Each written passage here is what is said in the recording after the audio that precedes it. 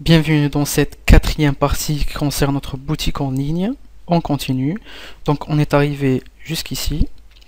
Aujourd'hui nous allons modifier le menu.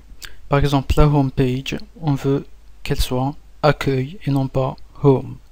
Donc on se dirige vers notre administration. Dans apparence, on va aller vers menu, comme ceci. Une fois la partie menu sélectionnée, ce qu'on va faire, on va créer un menu. Donc on a ici le nom du menu. On va l'appeler tout simplement menu. On va le créer. Donc une fois créé, on a la possibilité de lui rajouter des pages. Donc on va cliquer sur afficher tout pour afficher toutes les pages existantes. On va cocher accueil, ajouter au menu. Elle est ici, la voici, accueil. On va rajouter boutique et commande. Ajouter au menu. Parfait, boutique, commande. Dans la commande, on va rajouter des sous-liens, commande paiement et commande reçue. On les rajoute. Ils sont ici. Et on va rajouter le panier. Ajouter au menu. Parfait.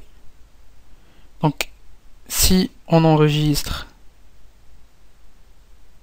et on clique sur Primary Menu, c'est-à-dire le menu principal, et on réenregistre une fois de plus, on actualise, j'ai mon menu qui apparaît comme je le voulais, mais on a un petit problème.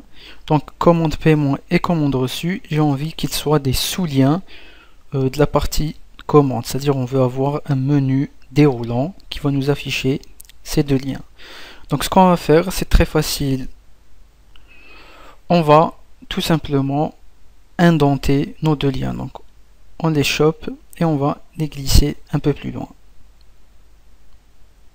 Comme ceci. Et on enregistre. On réactualise. On a une petite flèche devant le lien commande. On survole et j'ai mes sous-liens qui apparaissent.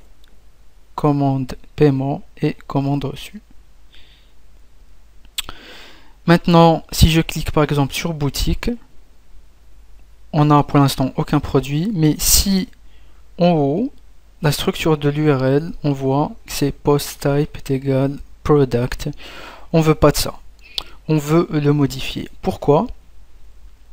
Parce qu'en gros, les moteurs de recherche vont mal référencer votre site. Donc si les URL n'ont pas un bon format, il va pas être au top des recherches de Google par exemple. On veut que si l'utilisateur clique sur boutique, on veut avoir ici boutique. Ok?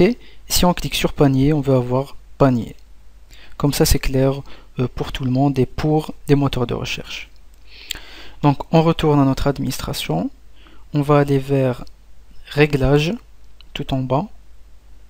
Réglages puis permalien.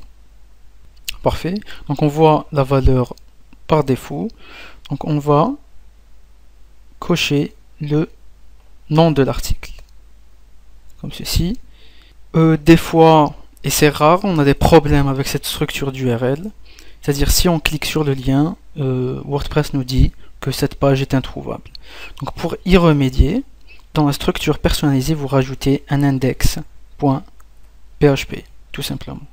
Donc la structure de l'URL va être index.php /panier /commande etc. Ok? Donc vous rajoutez tout simplement index.php. On enregistre les modifications. On actualise le site. On clique par exemple sur boutique. Et on voit ici index.php /boutique. Comme ça c'est plus clair. Si on clique sur panier, on a panier qui apparaît. Donc c'est tout pour cette quatrième partie. J'espère qu'elle vous a été utile. Donc si vous avez des questions ou des problèmes, n'hésitez pas à poster un commentaire. Donc je vous remercie, on se voit dans la 5e partie. Bienvenue dans cette 5e partie qui concerne notre petite boutique en ligne. On continue. Donc dans la partie précédente, on a pas mal avancé. On a